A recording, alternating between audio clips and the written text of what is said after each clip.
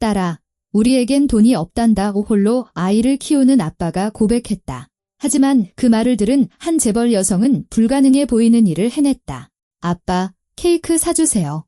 미안하지만 아빠에겐 돈이 없구나. 어쩌다 이런 삶을 살게 되었을까? 행복을 제외한 모든 것을 가진 성공한 여성이 사랑을 제외한 모든 것을 잃은 한 남자를 만났을 때 어떤 일이 벌어질까?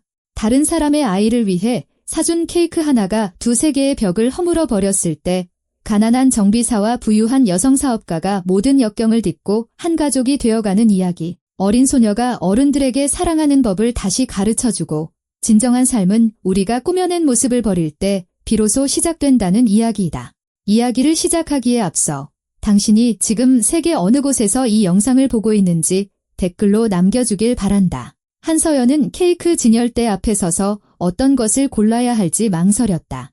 초콜릿 케이크, 바닐라 케이크, 베리가 올라간 케이크 모두 똑같이 맛없어 보였다. 비싸고 아름답게 포장되었지만 텅 비어 있었다. 마치 그녀의 42년 인생처럼. 대기업의 대표이사, 한강이 내려다보이는 서울 중심가의 아파트, 최고급 외제차, 7자리 숫자가 찍힌 은행 잔고, 그리고 그 안에 자리한 절대적인 공허함. 서연은 눈에 들어온 첫 번째 케이크를 집었다. 금박 장식이 둘러진 비싼 케이크였다. 그녀는 케이크를 카트에 담고 계산대로 향했다. 그녀의 앞에는 한 남자와 어린 여자아이가 서 있었다. 서연은 처음엔 그들에게 신경 쓰지 않았다. 스마트폰을 보며 업무 메일을 확인하고 있었다. 하지만 문득 작은 목소리가 들려왔다. 아빠, 케이크 사면 안 돼요? 오늘 제 생일이잖아요. 서연은 고개를 들었다. 6살쯤 되어 보이는 낡은 원피스를 입은 깡마른 여자아이가 한 남자의 손을 잡고 있었다. 그는 35살쯤 되어 보였고 작업복 점퍼에 달아빠진 청바지를 입고 있었다. 그의 얼굴에는 피로가 가득했다. 하늘아, 우리 아가. 오늘은 안 되겠다. 그가 조용히 말했다. 아빠가 지금 케이크 살 돈이 없네? 하지만 약속할게. 다음 주에는 꼭 사줄게. 여자아이는 고개를 떨궜다. 알았어요, 아빠. 목소리가 떨리고 있었다. 아이는 울지 않았지만 서연은 볼 수 있었다. 아이가 아빠를 실망시키지 않으려 애쓰고 있다는 것을. 남자는 그들이 산 물건 값을 치렀다. 쌀, 우유, 값싼 라면. 그는 봉지를 들고 딸을 데리고 출구를 향해 걸어갔다. 서연은 계산대 앞에 서서 그들의 뒷모습을 바라보았다. 가슴속 무언가가 꽉 조여왔다. 그녀는 이해할 수 없었다. 이런 이야기는 세상에 수천 개나 있다. 여유를 부릴 수 없는 가난한 가정들.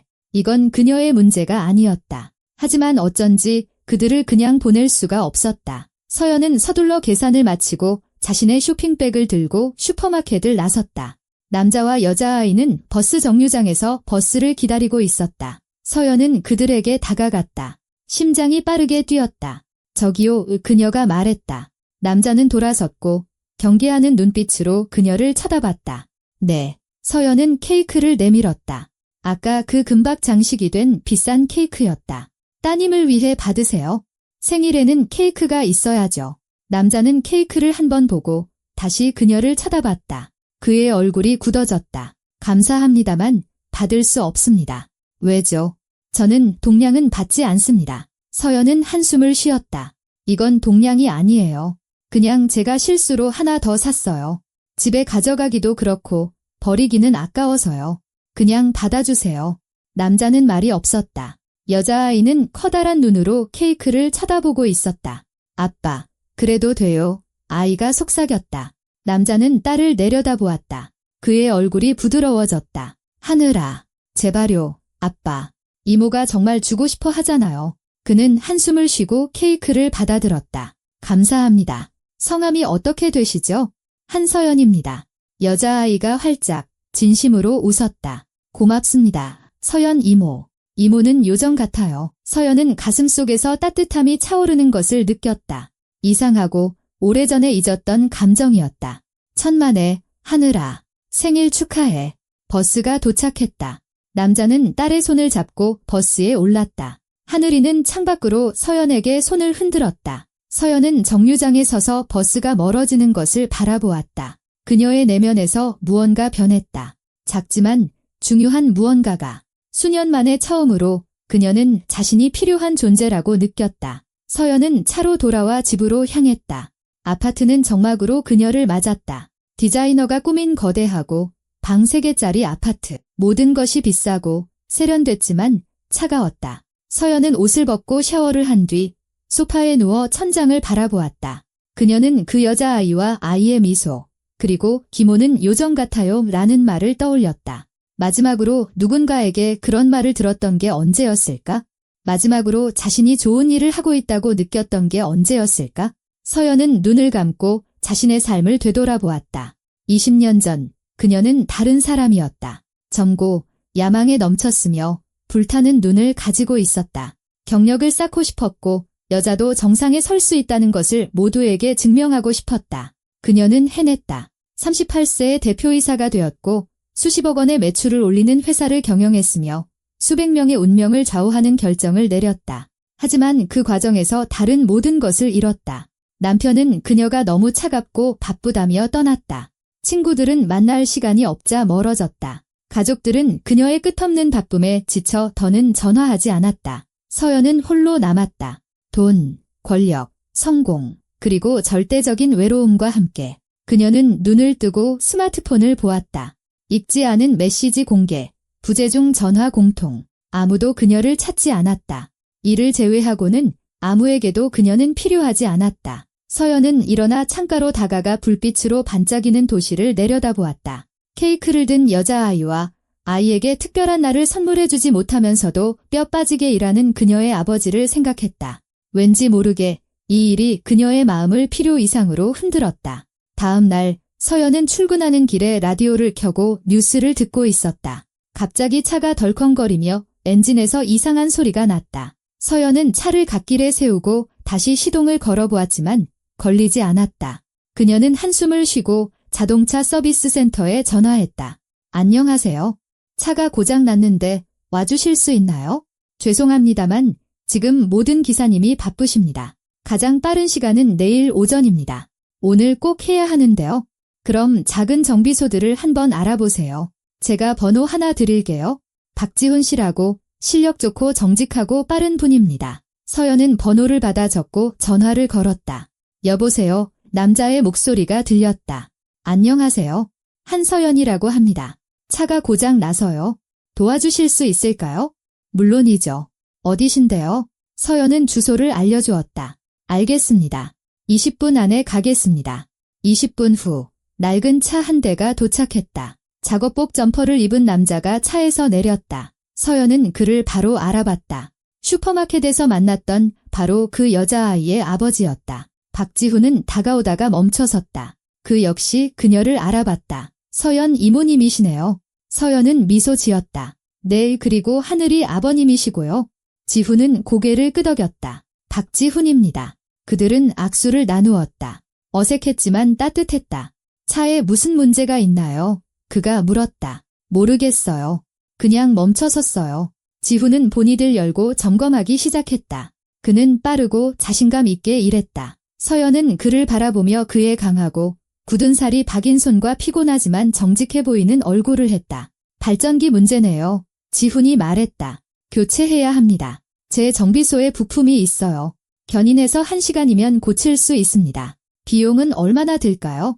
지훈은 비싸지 않은 가격을 불렀다. 좋아요. 가시죠. 그들은 정비소로 향했다. 공단 지역에 위치한 작고 벽은 더러웠으며 기름 냄새가 나는 곳이었다. 하지만 내부는 깨끗했고 공구들은 제자리에 정돈되어 있었다.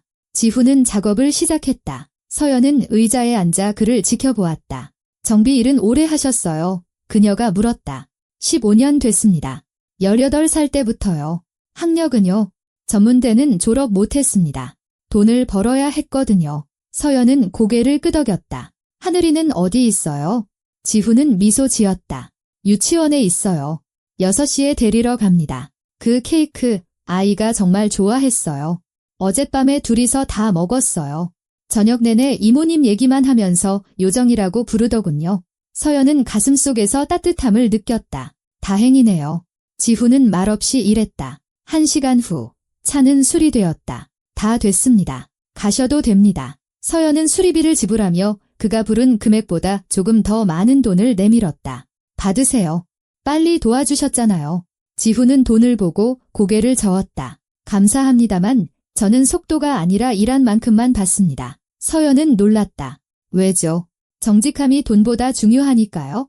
그녀는 그를 오랫동안 바라보았다. 가난한 정비사가 아니라 원칙을 가진 한 남자가 보였다. 알겠습니다. 고마워요. 박지훈 씨.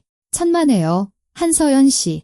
그녀는 차에 타 시동을 걸고 떠났다. 하지만 그의 모습을 머리에서 지울 수 없었다. 정직함이 돈보다 중요하다. 마지막으로 이런 말을 들었던 게 언제였던가. 그날 저녁, 서연은 집에 앉아 와인을 마시며 창밖을 내다보았다. 지훈과 하늘이 그리고 케이크에 대해 생각했다. 어째서인지 이 만남이 그녀의 마음 깊은 곳을 건드렸다. 그녀는 스마트폰을 꺼내 지훈의 번호를 보았다. 메시지를 보내고 싶었지만 무슨 말을 해야 할지 몰랐다. 스마트폰을 내려놓고 와인을 한 잔 더 마셨다. 자신의 삶과 공허함, 성공이 행복을 가져다 주지 않았다는 사실에 대해 생각했다. 그리고 문득 깨달았다. 수년 만에 처음으로 그녀는 무언가 진짜를 느꼈다. 비즈니스 미팅도 형식적인 대화도 아닌 그저 단순한 인간적인 온기를 자신을 요정이라 불러준 여자아이에게서 그리고 여분의 돈을 받기를 거부한 남자에게서 서연은 눈을 감았다. 그녀의 내면에서 무언가 녹아내리기 시작했다. 작지만 중요한 긴 겨울 끝에 비치는 첫 햇살처럼 차를 수리한 지 일주일이 지났다. 서연은 지훈과 하늘이에 대한 생각을 멈출 수 없었다. 회의 중에도 운전 중에도 잠들기 전에도 그들의 모습이 불쑥불쑥 떠올랐다. 커다란 눈으로 자신을 요정이라 부르던 여자아이, 굳은 살 박인 손으로 여분의 돈을 거절하던 남자. 그들에게는 서연이 오래전에 죽었다고 생각했던 무언가를 건드리는 힘이 있었다. 금요일 저녁, 그녀는 지친 몸을 이끌고 퇴근하고 있었다. 힘든 하루였다. 협상, 갈등, 수백 명의 운명을 좌우하는 결정들. 서연은 신호등에 멈춰 서서 창밖을 보았다. 오른편에 유치원이 있었다. 부모들이 아이들을 데리러 오고 있었다. 누군가는 아이를 껴안고, 누군가는 웃고, 누군가는 아이를 팔에 안고 있었다. 서연은 그 모습을 보며 이상한 공허함을 느꼈다. 그녀에게는 아이가 없었다. 가질 시간이 없었다. 처음에는 경력, 그 다음엔 이혼, 그러고 난이 너무 늦어버린 것 같았다. 그때 그녀는 익숙한 모습을 발견했다. 지훈이 유치원 문 앞에 서 있었다. 그의 옆에는 밝은 분홍색 패딩을 입고 양갈래로 머리를 묶은 하늘이가 있었다. 아이는 무언가 신나게 이야기하며 손짓을 했다. 지훈은 미소를 지으며 아이의 머리를 쓰다듬어 주었다. 서연은 가슴속에서 따뜻함을 느꼈다. 질투가 아닌 다른 무언가. 그들을 향한 조용한 기쁨. 그녀는 계획하지 않았지만 브레이크를 밟고 차를 갓길에 세웠다. 그리고 차에서 내렸다. 박지훈 씨. 그녀가 소리쳤다. 그는 놀라 돌아섰다. 하늘이도 고개를 돌려 서연을 알아보고는 얼굴이 환해졌다. 서연 이모. 아이는 소리치며 그녀에게 달려왔다. 서연은 무릎을 굽혔다. 하늘이는 그녀를 힘껏 진심으로 껴안았다. 서연 이모, 저 데리러 오셨어요? 서연은 웃었다. 아니야, 아가. 그냥 지나가다가 너희를 봤어. 지훈이 다가와 따뜻하게 미소 지었다. 안녕하세요, 한서연 씨. 안녕하세요. 잘 지내셨어요? 네, 그럭저럭요. 하늘이가 서연의 손을 잡아 끌었다. 서연 이모, 우리랑 같이 갈래요? 공원에 갈 거예요. 아빠가 그네 태워준다고 약속했어요. 서연은 지훈을 쳐다보았다. 그는 당황했다. 하늘아, 이모님 귀찮게 하면 안 돼. 서연 이모님은 바쁘실 거야. 서연은 생각했다. 그녀에게는 정말로 계획이 있었다. 동료들과의 저녁 식사, 계약 논의, 형식적이고 지루하며 공허한 시간. 있잖아요. 그녀가 말했다. 저도 같이 갈래요? 하늘이는 기뻐서 소리쳤다. 지훈은 놀랐다. 정말 괜찮으시겠어요? 그럼요. 그들은 동네의 작은 공원으로 향했다. 놀이터가 있는 곳이었다. 하늘이는 그네를 향해 달려갔다. 서연과 지훈은 나란히 걸었다. 같이 와주셔서 고맙습니다. 지훈이 조용히 말했다. 하늘이가 이모님을 무척 좋아해요. 서연은 미소 지었다. 저도 하늘이가 좋아요. 특별한 아이예요. 네, 제게는 빛과 같은 아이죠. 그 일이 있고 나서 저를 버티게 해주는 유일한 존재입니다. 서연은 그를 쳐다보았다. 무슨 일이요? 지훈은 잠시 침묵하다가 조용히 말했다. 아내가 떠났어요. 3년 전 하늘이가 태어났을 때요. 가난하게 살기 싫다더군요. 제가 루저라고 하면서 서연은 그의 고통을 느꼈다. 유감이에요. 지훈은 어깨를 으쓱했다. 괜찮습니다. 전 깨달았어요. 그녀는 우리를 사랑한 게 아니라 가족이라는 이상을 사랑했던 거죠. 힘들어지자 그냥 떠나버렸어요. 하늘이는 엄마를 기억 못해요. 너무 어렸거든요. 아이에게는 저밖에 없죠. 그리고 그걸로 충분합니다. 서연은 고개를 끄덕였다. 그들은 그네에 도착했다. 하늘이가 소리쳤다. 아빠, 서연 이모, 저 밀어주세요.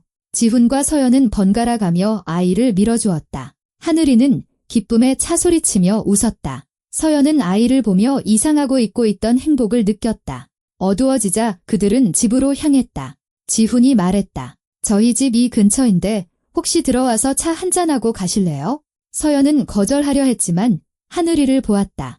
아이는 그녀의 손을 잡고 희망에 찬 눈으로 바라보고 있었다. 좋아요. 잠시 들를게요. 그들은 낡은 빌라 5층으로 올라갔다. 작고 방 하나짜리 집이었다. 가구는 낡았고 벽지는 색이 바랬지만 깨끗하고 아늑했다. 지훈은 차를 끓이고 과자를 내왔다. 하늘이는 서연 옆에 앉아 그림을 보여주었다. 보세요. 서연 이모. 이건 아빠랑 저예요. 그림 속에는 큰 사람과 작은 사람이 손을 잡고 웃고 있었다. 서연은 목이 메는 것을 느꼈다. 정말 예쁘다. 하늘아, 아이의 얼굴이 환해졌다. 그리고 이건 요정을 그린 거예요. 바로 이모요. 왜 다른 그림에는 긴 드레스를 입고 날개를 단 여인이 케이크를 들고 있었다. 서연은 참지 못하고 하늘이를 힘껏 껴안았다. 고마워, 아가. 넌 정말 사랑스러워. 지훈은 그들을 바라보았다. 그의 얼굴이 부드러워졌다. 하늘아, 이제 잘 시간이야. 하지만 아빠, 내일 유치원 가야지. 어서. 하늘이는 입술을 삐죽 내밀었지만 말을 들었다. 아이는 서연의 뺨에 뽀뽀했다. 안녕히 주무세요. 서연 이모. 또 오세요. 꼭 다시 올게. 지훈은 딸을 재우고 부엌으로 돌아와 서연의 맞은편에 앉았다. 와주셔서 고맙습니다. 하늘이에게 정말 중요한 시간이었을 거예요. 아이가 여성의 관심을 그리워하거든요. 서연은 고개를 끄덕였다. 이해해요. 저에게도 중요했어요. 오랫동안 제가 필요한 존재라고 느껴본 적이 없었거든요. 지훈은 놀란 눈으로 그녀를 쳐다보았다. 성공하고 부유하신 분이 어떻게 자신이 필요 없다고 느낄 수 있죠? 서연은 슬프게 웃었다. 지훈 씨, 돈과 성공이 사람을 필요한 존재로 만들어주진 않아요. 전 혼자 살고 하루에 16시간씩 일해요. 가족도 친구도 없어요. 동료, 파트너, 부하 직원은 있지만 그냥 오늘 하루 어땠어요? 라고 물어봐 줄 사람은 아무도 없어요. 지훈은 말이 없었다. 있잖아요. 그녀가 말을 이었다. 하늘이가 저를 요정이라고 불렀을 때 저는 수년 만에 처음으로 제가 좋은 일을 하고 있다는 것, 누군가에게 필요하다는 것을 느꼈어요. 대표로서도 파트너로서도 아닌 그냥 한 인간으로서요. 지훈은 그녀를 오랫동안 바라보았다. 외로우시군요. 네, 무척이요. 저도 그래요. 그들은 조용히 앉아 있었다. 침묵은 어색하지 않고 따뜻했다. 서연은 시계를 보았다. 이제 가봐야겠네요. 차 잘 마셨어요. 지훈은 그녀를 문까지 바래다 주었다. 서연 씨, 괜찮으시면 또 오세요. 하늘이가 기뻐할 거예요. 저도요. 서연은 미소 지었다. 꼭 올게요. 그녀는 떠났다. 지훈은 문가에 서서 이상한 온기를 느꼈다. 그 후로 서연은 정기적으로 찾아오기 시작했다. 일주일에 한 번, 그 다음엔 2번, 3번. 지훈이 일 때문에 늦을 때면 그녀가 하늘이를 유치원에서 데려왔고 함께 공원에서 산책하고 잠들기 전 책을 읽어주었다. 하늘이는 그녀에게 더욱 애착을 갖게 되었고 그녀를 서연 이모라고 불렀다. 그림에는 3사람이 등장했다. 아빠, 하늘이, 그리고 서연 이모. 지훈은 고마워했지만 어색함을 느꼈다. 서연 씨, 너무 많은 걸 해주세요. 그냥 이렇게 받기만 할 수는 없어요? 서연은 고개를 저었다. 지훈 씨, 동정심 때문에 이러는 게 아니에요. 전 이게 좋아요. 하늘이가 제 삶을 의미로 채워줘요. 수년 만에 처음으로 제가 살아있다고 느껴요. 지훈은 그녀를 보고 그녀가 진심이라는 것을 깨달았다. 고맙습니다. 그가 조용히 말했다. 어느 날 저녁, 하늘이가 잠든 후 그들은 부엌에 앉아 차를 마시며 삶에 대해 이야기했다. 서연 씨, 질문 하나 해도 될까요? 지훈이 물었다. 물론이죠. 왜 혼자세요? 아름답고 똑똑하고 성공하셨잖아요. 왜 가족이 없으세요? 서연은 한숨을 쉬었다. 저는 경력을 선택했어요. 20년 전에는 그게 가장 중요하다고 생각했죠. 사업을 키우고 승진했어요. 남편은 제가 너무 차갑다며 떠났고, 친구들은 시간이 없으니 멀어졌죠. 가족들은 제 거절에 지쳐 더는 전화하지 않았고요. 그녀는 말을 멈췄다. 저는 정상에 올랐고, 대표가 되었고, 꿈꾸던 모든 것을 얻었어요. 하지만 그 정상에 올라섰을 때, 거기엔 아무도 없다는 걸 깨달았죠.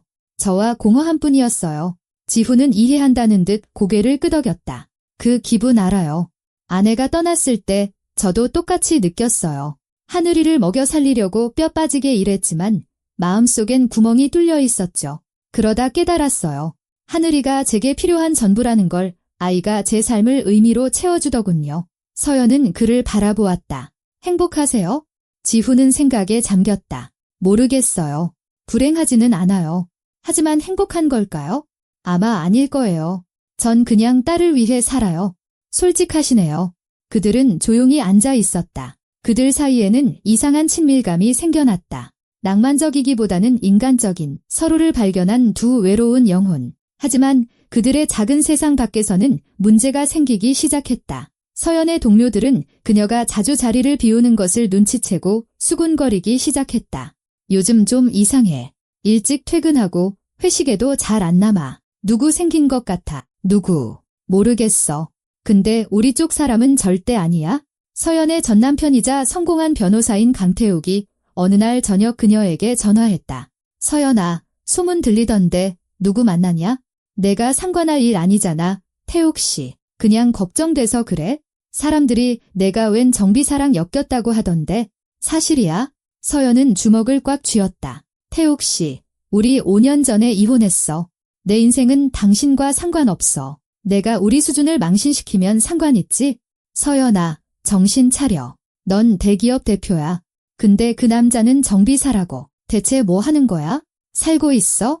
너랑은 다르게. 그녀는 전화를 끊어버렸다. 속에서는 분노가 들끓었지만 두려움도 있었다. 태욱의 말이 맞았다. 사회는 이해하지 못할 것이다. 부유한 여성 사업가와 가난한 정비사. 이건 스캔들이었다. 하지만 서연은 하늘이를, 지훈을, 그녀의 삶을 진짜로 만들어주는 유일한 것을 포기하고 싶지 않았다. 그녀는 계속 그들을 찾아갔지만 무언가 다가오고 있음을 느꼈다. 그들의 연약한 세상을 파괴할 무언가가. 어느 날 저녁, 하늘이가 물었다. 서연 이모, 제 엄마가 되어줄래요? 서연은 얼어붙었다. 부엌에 서 있던 지훈도 마찬가지였다. 하늘아, 그러면 안 돼. 그가 조용히 말했다. 여자아이는 아빠를 쳐다보았다. 왜요? 전 엄마가 있었으면 좋겠어요. 서연 이모는 정말 착하단 말이에요. 서연은 하늘이 옆에 무릎을 꿇었다. 아가, 나는 내 엄마가 될 수는 없지만 내 친구는 될 수 있어? 내 이모, 그리고 항상 내 곁에 있어주는 사람이 될게. 알았어요. 하늘이는 생각에 잠기더니 고개를 끄덕였다. 좋아요. 아이는 서연을 껴안았다. 서연은 아이를 마주 안으며 가슴이 조여드는 것을 느꼈다. 그녀는 이 아이의 엄마가 되고 싶었다. 이 가족의 일부가 되고 싶었다. 하지만 그것이 불가능하다는 것을 알았다. 너무나 다른 세상이었다. 지훈은 서연을 차까지 바래다 주었다. 하늘이 일은 미안해요. 아이가 너무 정이 들었나 봐요. 서연은 고개를 저었다. 사과하지 마세요. 저도 정들었어요. 지훈은 그녀를 바라보았다. 서연 씨, 우리 대체 뭐 하는 걸까요? 그녀는 대답을 알지 못했다. 모르겠어요. 지훈 씨, 하지만 당신들과 함께 있으면 좋아요. 수년 만에 처음으로요. 그는 고개를 끄덕였다. 저도 그래요. 그들은 말없이 서 있었다. 그들 사이에는 긴장감이 감돌았다. 성적인 것이 아닌 감정적인, 둘 다를 두렵게 하는 친밀감. 서연은 차에 타 떠났다. 지훈은 길가에 서서 그녀의 차가 모퉁이 너머로 사라지는 것을 바라보았다. 그는 무언가 중요하고 돌이킬 수 없는 일이 일어나고 있음을 느꼈다. 그는 다른 세상의 여인과 사랑에 빠지고 있었고 어떻게 해야 할지 몰랐다. 3개월이 지났다. 서연과 지훈은 훨씬 더 가까워졌다. 그녀는 거의 매일 찾아와 하늘이를 유치원에서 데려오고 함께 산책하고 저녁을 준비했다. 지훈은 늦게까지 일하고 지쳐서 집에 돌아오면 차려진 저녁 식사와 딸의 웃음소리, 그리고 서연의 따뜻한 미소가 그를 기다렸다. 그는 익숙해졌다. 둘 다 익숙해졌다. 하늘이는 서연을 서연 이모라고 불렀지만 그림에는 이미 서연 엄마라고 쓰고 있었다. 서연은 그 그림들을 보았다. 가슴이 아팠지만 아이를 고쳐주지는 않았다. 서연과 지훈 사이에는 우정 이상의 무언가가 자라나고 있었다. 그들은 입 밖으로 말하지 않았지만 느끼고 있었다. 부엌에서 스치는 손길, 길어지는 시선, 말보다 더 많은 것을 이야기하는 침묵. 지훈은 한 걸음 내딛기를 두려워했다. 서연도 마찬가지였다. 둘 다 그들의 세상이 너무나 다르다는 것을 알고 있었다. 하지만 운명은 그들을 대신해 결정했다. 금요일 저녁, 서연은 자선 갈라쇼 초대장을 받았다. 도시의 엘리트, 카메라, 언론이 총출동하는 큰 행사였다. 그녀는 가고 싶지 않았다. 가식적인 미소, 공허한 대화, 과시적인 사치로 가득한 이런 행사를 혐오했다. 하지만 거절할 수는 없었다. 그녀의 회사가 후원사였다. 서연은 지훈에게 전화했다. 지훈 씨, 토요일에 행사가 있어서요. 하늘이한테 못 갈 것 같아요. 괜찮아요. 우린 괜찮을 거예요. 서연은 잠시 침묵했다. 혹시 저랑 같이 가실래요? 침묵이 흘렀다. 서연 씨, 진심이에요. 내 파트너가 필요한데 그게 당신이었으면 좋겠어요. 지훈은 초조하게 웃었다. 제가 당신 행사예요. 서연 씨, 전 정비사예요. 상류층 사회에서 어떻게 행동해야 할지 몰라요. 알 필요 없어요. 그냥 당신답게 있어주세요. 제발요. 지훈은 한숨을 쉬었다. 알았어요. 갈게요. 토요일 저녁, 서연은 지훈을 데리러 갔다. 그는 낡았지만 깨끗한 그의 유일한 양복을 입고 집에서 나왔다. 면도를 하고 머리를 빗은 그는 어색해 보였다. 서연은 미소 지었다. 정말 멋져 보여요. 지훈은 고개를 저었다. 제 자리가 아닌 것 같아요. 괜찮을 거예요. 저만 믿어요. 그들은 도심으로 향했다. 갈라쇼는 호화로운 호텔에서 열리고 있었다. 레드카펫, 카메라, 기자들, 경호원. 지훈은 차에서 내려 주위를 둘러보았다. 그의 얼굴이 굳어졌다. 서연 씨, 전 못하겠어요. 이건 제 세상이 아니에요. 서연은 그의 손을 잡았다. 할 수 있어요. 제가 옆에 있잖아요. 그들은 거대한 홀로 들어섰다. 크리스탈 샹들리에, 차려진 테이블, 연주자들, 비싼 정장과 드레스를 입은 수백 명의 사람들. 지훈은 자신이 이방인처럼 느껴졌다. 모두가 그를 평가하듯 쳐다보며 수근거렸다. 한 대표 옆에 저 남자 누구야? 몰라, 처음 보는데. 우리 쪽 사람은 아닌 게 확실해. 서연은 그 시선들을 느꼈지만 무시했다. 그녀는 지훈을 테이블로 이끌며 동료들에게 소개했다. 제 친구, 박지훈 씨예요. 동료들은 차갑게 인사하며 질문을 던졌다. 무슨 일 하세요, 박지훈 씨? 저는 정비사입니다. 차를 고쳐요. 어색하고 무거운 침묵이 흘렀다. 아, 그렇군요. 흥미롭네요. 지훈은 그들이 자신을 받아들이지 않는다는 것을, 그들에게 자신은 아무것도 아니라는 것을 깨달았다. 저녁은 고통스럽게 흘러갔다. 서연은 대화를 이끌려 했지만 긴장감을 느꼈다. 그때 한 남자가 그들의 테이블로 다가왔다. 서연의 전 남편, 강태욱이었다. 키가 크고 자신감 넘치며 비싼 정장을 입고 있었다. 그의 곁에는 새로운 파트너로 보이는 젊은 여자가 있었다. 서연아, 태욱이 큰 소리로 말했다. 만나서 반갑네. 서연은 긴장했다. 안녕하세요, 태욱 씨. 태욱은 지훈을 보고 비웃었다.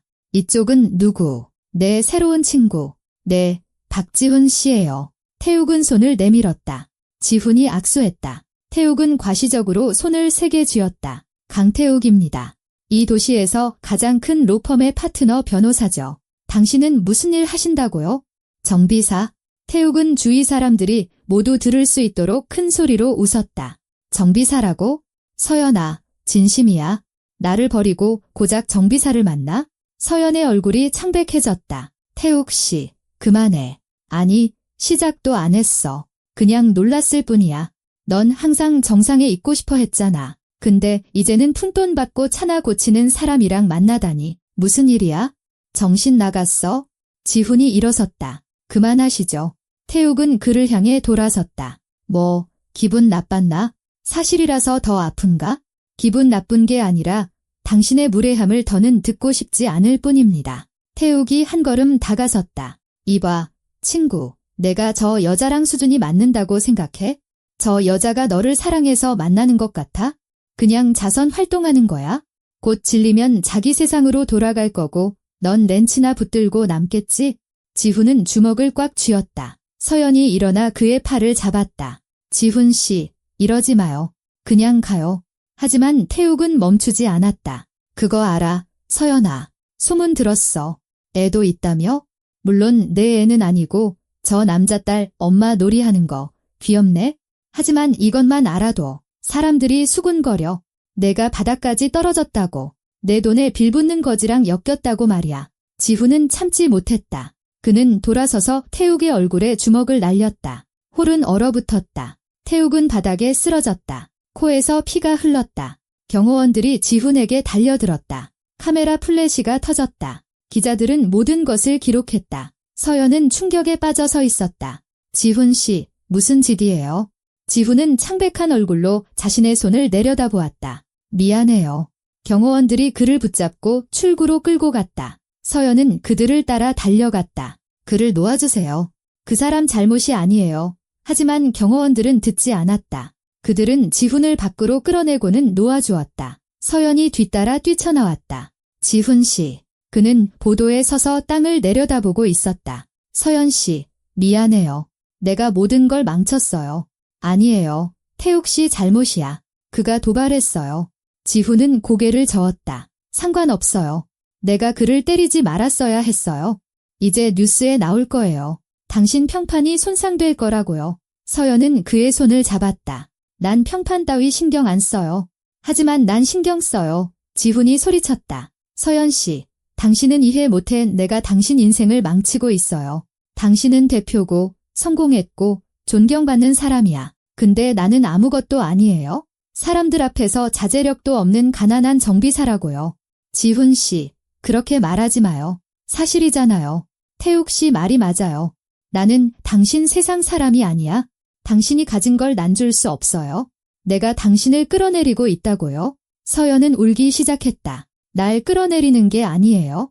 당신은 날 살아있게 만들어요. 지훈은 그녀를 바라보았다. 그의 얼굴은 고통으로 가득했다. 하지만 이건 옳지 않아요. 당신 세계 사람들은 그런 거 신경 안 써. 그들은 비난하고 멸시하고 당신을 모욕할 거예요. 그럼 당신이 상처받을 거고 난 그걸 그냥 볼 수가 없어요. 무슨 말을 하고 싶은 거예요? 지훈은 한 걸음 뒤로 물러섰다. 우리 이제 그만해야 한다는 말을 하고 싶어요. 더는 만나지 말아요. 서연은 얼어붙었다. 뭐라고요? 서연 씨, 이건 당신과 하늘이를 위한 거예요. 내일이면 유치원에서 아이들이 하늘이를 놀릴 거예요. 내 아빠는 싸움꾼의 거지라고. 난 아이를 그런 상황에 처하게 할 수 없어요. 서연은 그에게 다가갔다. 지훈 씨, 이러지 마요. 제발. 그는 고개를 저었다. 미안해요. 하지만 이게 옳은 길이에요. 그는 돌아서서 걸어갔다. 서연은 비싼 드레스를 입고 부서진 마음으로 카메라 플래시 속에서 보도 위에 홀로 서 있었다. 다음 날 스캔들은 모든 뉴스를 장식했다. 대기업 대표, 엘리트 행사의 가난한 정비사 대동. 전 남편 폭행 영상은 인터넷을 통해 퍼져나갔다. 수백만 조회수, 수천 개의 댓글. 수준 떨어졌네. 저 남자는 돈 보고 접근한 거겠지? 망신이다. 서연은 그 글들을 읽으며 모든 것이 무너져 내리는 것을 느꼈다. 그녀는 이사회에 소환되었다. 한 대표님, 당신의 행동은 용납될 수 없습니다. 회사 명예를 실추시켰어요. 전 명예를 실추시키지 않았습니다. 이건 제 사생활이에요. 대표의 사생활은 곧 회사의 얼굴입니다. 당신은 부적절한 사람과 엮였습니다. 이 관계를 정리할 것을 요구합니다. 그렇지 않으면 저희는 당신의 임명을 재검토할 수밖에 없습니다. 서연은 주먹을 꽉 쥐었다. 당신들이 제게 누구를 만나라고 지시할 수는 없어요. 그것이 회사 평판에 영향을 미친다면 할 수 있습니다. 서연은 일어섰다. 그럼 해고하세요. 그녀는 문을 박차고 사무실을 나왔다. 인생이 산산조각 나는 것을 느꼈지만 물러서고 싶지 않았다. 그녀는 지훈에게로 차를 몰았다. 문을 두드렸지만 아무도 열지 않았다. 전화를 걸었지만 받지 않았다. 메시지를 보냈다. 지훈 씨, 제발 문 좀 열어줘요. 우리 얘기 좀 해야 해요. 답장이 없었다. 서연은 현관 계단에 앉아 1시간, 2시간, 3시간을 기다렸다. 지훈은 나오지 않았다. 그녀는 그가 정말로 떠나기로 결심했다는 것을 깨달았다. 서연은 집으로 돌아와 소파에 앉아 허공을 응시했다. 수년 만에 처음으로 그녀는 진정으로 외롭다고 느꼈다. 단순히 혼자가 아니라 사랑하는 사람에게 버려졌다고. 그리고 도시 변두리의 작은 아파트에서 지훈은 부엌에 앉아 있었다. 하늘이는 방에서 자고 있었다. 그는 스마트폰을 보았다. 서연의 메시지가 20개, 30개 쌓여 있었다. 답장하고 싶었지만 할 수 없었다.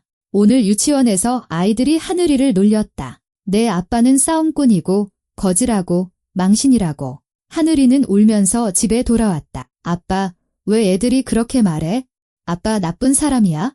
지훈은 딸을 껴안으며 좋은 사람이라고 말해주었지만 속은 들끓었다.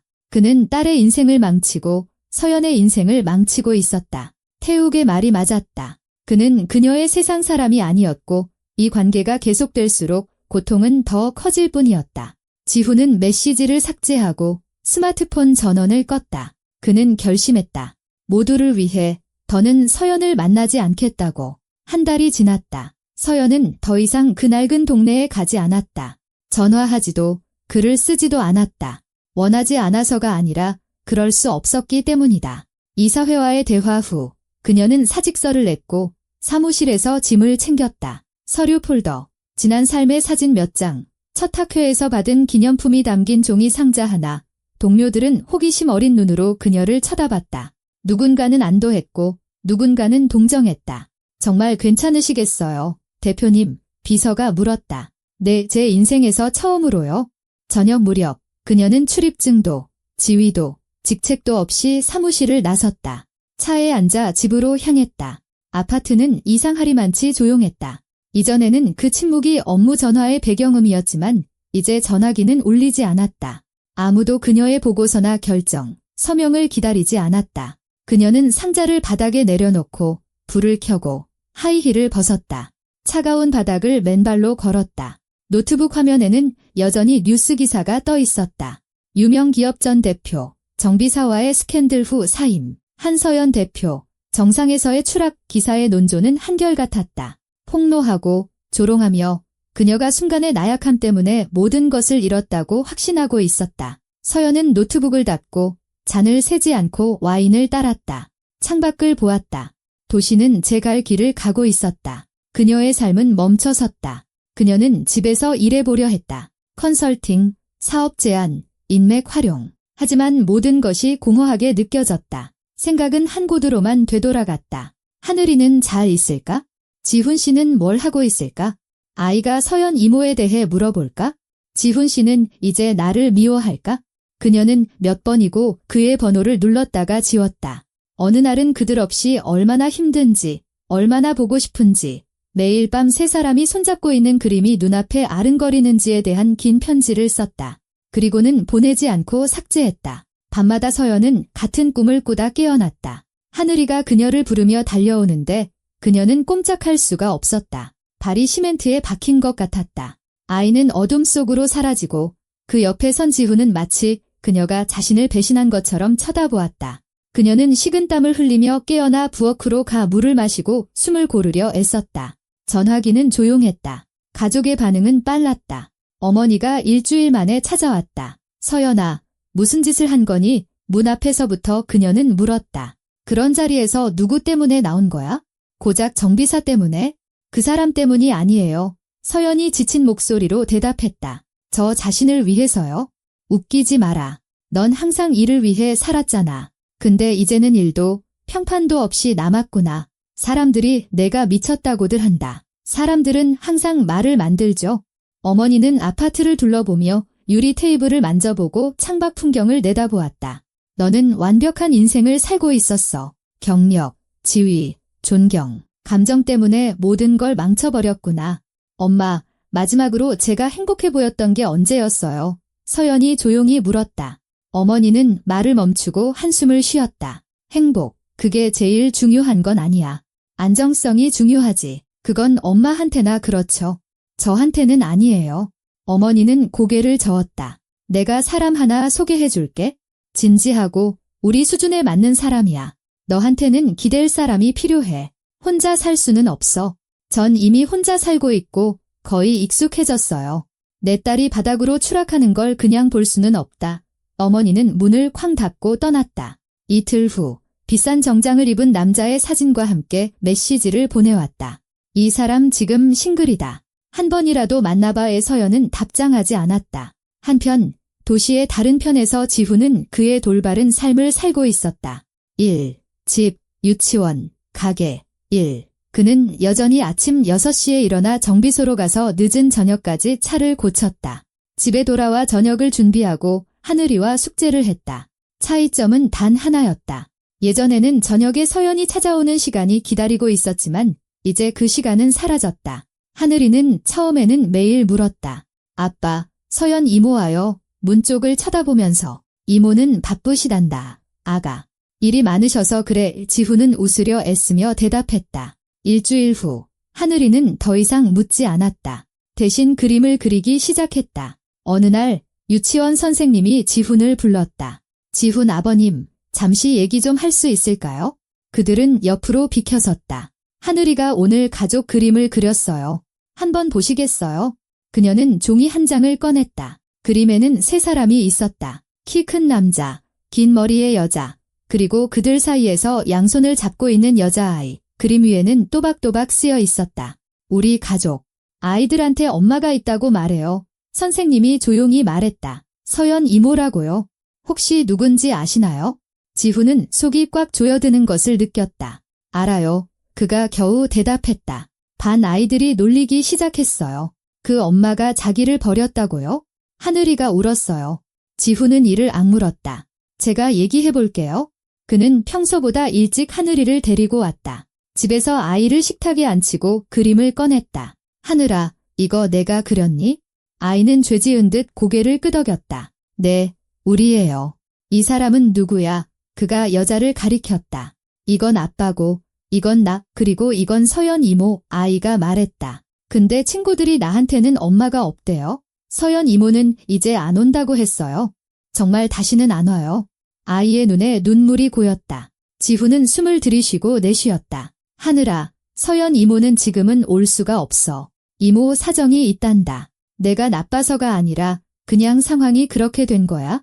내가 뭐 잘못했어요. 아이가 속삭였다. 아니, 넌 아무 잘못 없어. 하지만 하늘이는 듣지 못하는 것 같았다. 아이는 그림에 얼굴을 묻었다. 눈물이 종이 위에 떨어져 물감을 번지게 했다. 나도 엄마 있었으면 좋겠어. 아이가 속삭였다. 애들은 다 자기 엄마 얘기하는데 나만 없어. 지훈은 아이를 껴안고 자신에게 바싹 끌어당겼다. 너한텐 아빠가 있잖아. 아빠가 세상에서 제일 사랑해. 하지만 아빠는 엄마가 아니잖아요. 하늘이가 조용히 말했다. 그 말은 어떤 질책보다도 아프게 그를 찔렀다. 밤에 하늘이가 잠든 후 지훈은 부엌에 앉았다. 그의 앞에는 바로 그 그림, 손을 잡고 있는 세 사람이 놓여 있었다. 남자와 여자의 손은 마치 연인처럼 연결되어 있었다. 그는 서연의 실루엣을 손가락으로 쓸어보았다. 그는 그녀가 너무나 그리웠다. 육체적으로 아플 정도였다. 그녀의 목소리, 그들이 동화책을 읽을 때 터져나오던 하늘이의 웃음소리, 낡은 가스레인지 위에서 팬케이크를 구우려던 그녀의 서툴지만 진심 어린 모습이 그리웠다. 하지만 그는 자신을 더욱 미워했다. 그는 하늘이가 고통받는 것을, 다른 아이들처럼 되려고 애쓰는 것을, 자신의 꿈을 그렸다가 아이들의 비웃음에 스스로 찢어버리는 것을 보았다. 이건 내 잘못이야, 지훈은 생각했다. 내가 우리 삶의 다른 세상의 여자를 끌어들였다가 다시 빼앗아버렸어. 그는 스마트폰을 꺼냈다. 연락처에는 서연의 번호가 있었다. 손가락이 저절로 번호를 눌렀다. 그는 한참 화면을 바라보다가 전원 버튼을 눌렀다. 전화하지 않았다. 만약 그녀가 돌아오면 하늘이는 또 놀림받을 거야. 그는 스스로를 설득했다. 내 아빠는 부자 이모한테 팔려갔다고, 돈 때문에 그런다고 말하겠지? 난 그런 걸 원치 않아. 그럴 권리도 없어. 그는 돌아오는 고통 대신 침묵의 고통을 선택했다. 그 시각, 서연은 다른 대화를 나누고 있었다. 지훈의 여동생인 박지혜가 그녀를 찾아왔다. 키는 작지만 활기차고 직설적인 눈빛을 가진 여자였다. 제가 누군지 아시죠? 그녀가 문 앞에서 물었다. 짐작은 가요? 서연이 말했다. 지혜 씨, 맞죠? 지훈 씨 동생분. 네, 들어가도 될까요?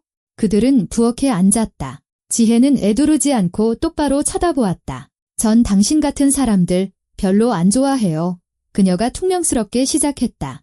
부자고, 예쁘고, 원하는 건 뭐든 가졌다가 실증나면 버리는 사람들. 서연은 말없이 차가 담긴 찻잔을 꽉 쥐었다. 하지만 당신이 우리 오빠랑 하늘이한테 어떻게 했는지 봤어요. 지혜가 말을 이었다. 당신은 장난으로 온 게 아니었어요. 하늘이는 당신 얘기할 때마다 빛이 났어요. 오빠는 웃기 시작했고요. 진짜로요. 수년 만에 처음으로 그녀의 목소리가 떨렸다. 그러다 모든 게 무너졌죠. 스캔들, 뉴스. 그리고 우리 오빠는 당연히 그게 자기 탓이라고 생각했겠죠. 그 사람은 항상 그래요. 모든 걸 혼자 짊어지고 모든 걸 희생하고 그러고는 빈손으로 남죠. 서연은 고개를 숙였다. 제 잘못도 있어요. 네, 지혜가 쏘아붙였다. 하지만 당신 혼자만의 잘못은 아니에요. 당신들 둘 다 겁먹은 거예요. 오빠는 자기가 자격이 없다고 생각해서 당신은 체면을 잃을까 봐서 결국 둘 다 가장 중요한 걸 잃어버린 거죠. 서연은 그녀를 쳐다보았다. 저한테 원하는 게 뭐예요? 지혜는 의자 등받이에 기댔다. 질문 하나 하러 왔어요. 솔직한 질문 하나, 예쁜 말 다 빼고요. 잠시 침묵이 흘렀다. 그 사람, 사랑해요. 그 말이 공중에 맴돌았다. 서연은 생각했다. 사랑하는가?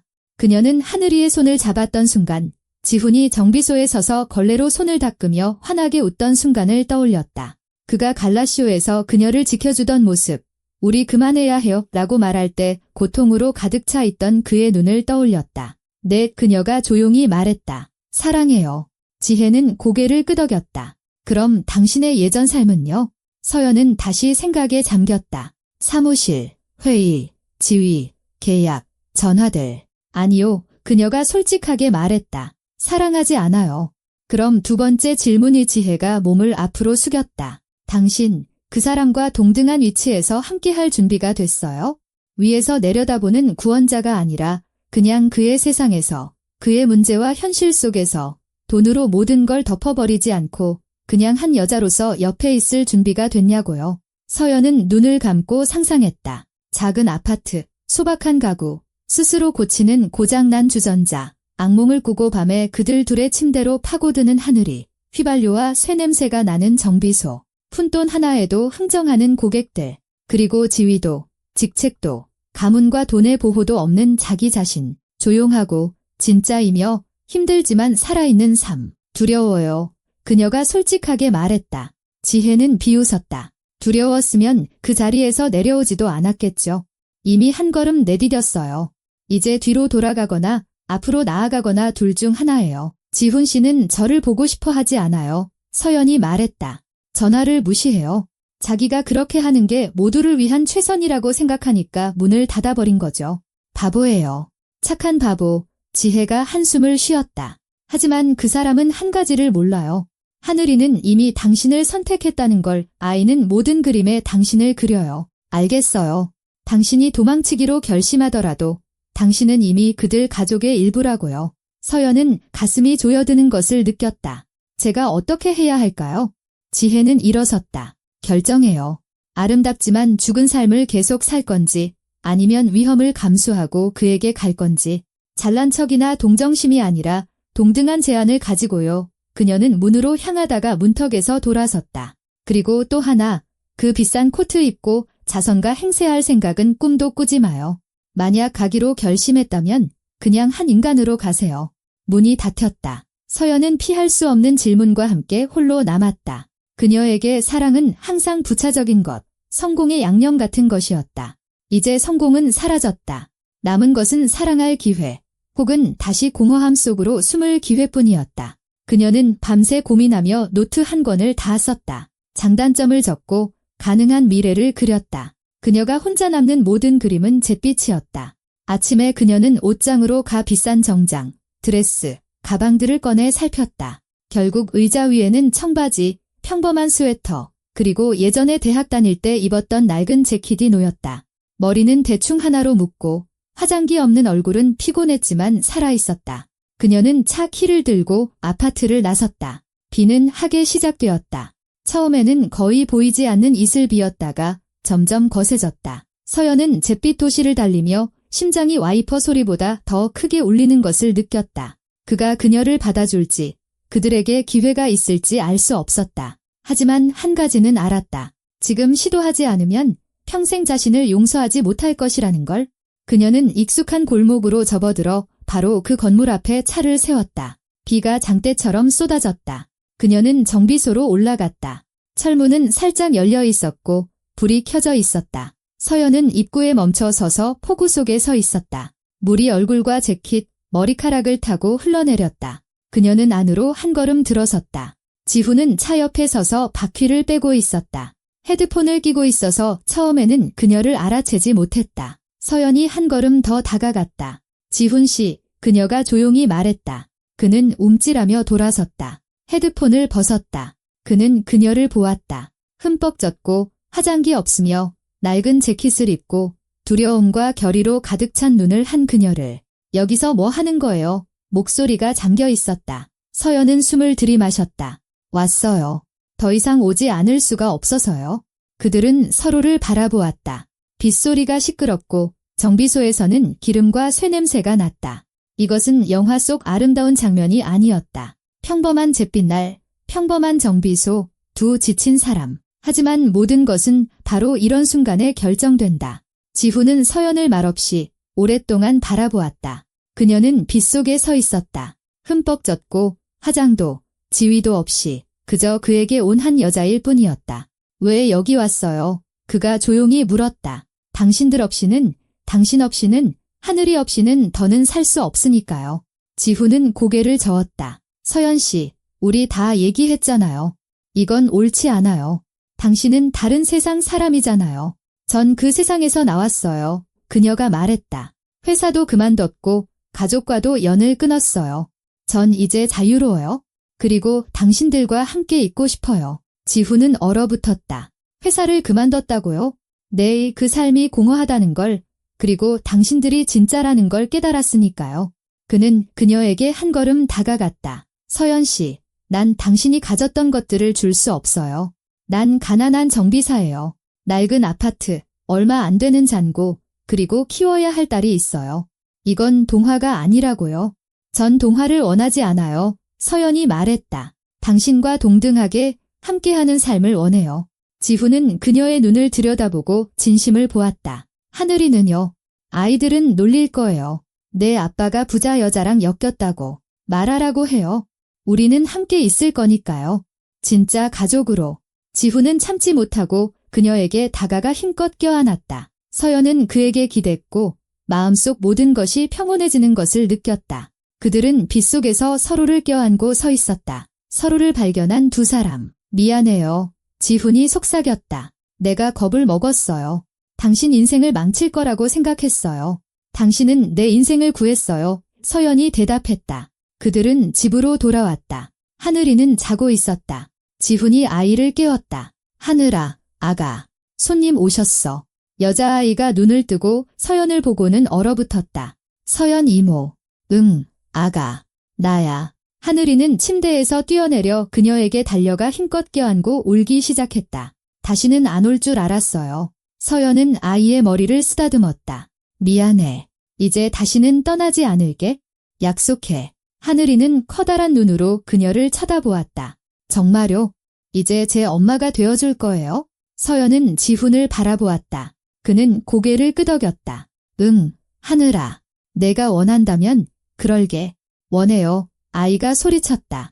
1년이 지났다. 서연은 그들의 소박하고 작은 하지만 온기로 가득한 아파트로 이사했다. 그들은 함께 아침을 준비하고 공원에서 산책하고 잠들기 전 동화책을 읽었다. 지훈은 계속 정비소에서 일했다. 서연은 돈이 아닌 자신의 경험으로 그의 사업을 개선하는 데 도움을 주었다. 조직 관리, 회계, 고객 데이터베이스. 정비소는 더 많은 수익을 내기 시작했다. 그들은 반년 후에 결혼했다. 친구들, 지혜, 그리고 지훈의 동료 몇 명만 초대한 소박한 결혼식이었다. 사치는 없었지만 사랑이 있었다. 하늘이는 예쁜 드레스를 입고 부케를 들었고 서연을 서연 엄마라고 불렀다. 사회는 처음에는 그들을 비난했다. 수군거리고 험담했지만 시간이 지나자 조용해졌다. 그들에게는 더 이상 흥미로운 이야깃거리가 아니었다. 그리고 서연과 지훈, 하늘이는 조용하고 단순하며 행복하게 살아갔다. 어느 날 저녁, 그들은 부엌에 앉아 있었고 하늘이는 그림을 그리고 있었다. 보세요, 라이가 종이를 보여주었다. 그림에는 세 사람이 있었다. 아빠, 서연 엄마, 그리고 자신. 모두 손을 잡고 웃고 있었다. 그림 위에는 이렇게 쓰여 있었다. 나의 진짜 가족. 서연은 지훈을 바라보았다. 그는 미소 지었다. 우리가 해냈네요. 그가 조용히 말했다. 네, 서연이 대답했다. 해냈어요. 그녀는 깨달았다. 행복은 돈이나 지위, 권력에 있는 것이 아니라 사랑하는 사람의 손길에 온기에 있다는 것을. 아이의 그림에, 소박한 아침 식사에, 누군가 당신을 덤마라고 불러주는 것에 있다는 것을. 이것이 바로 진짜 삶이었다.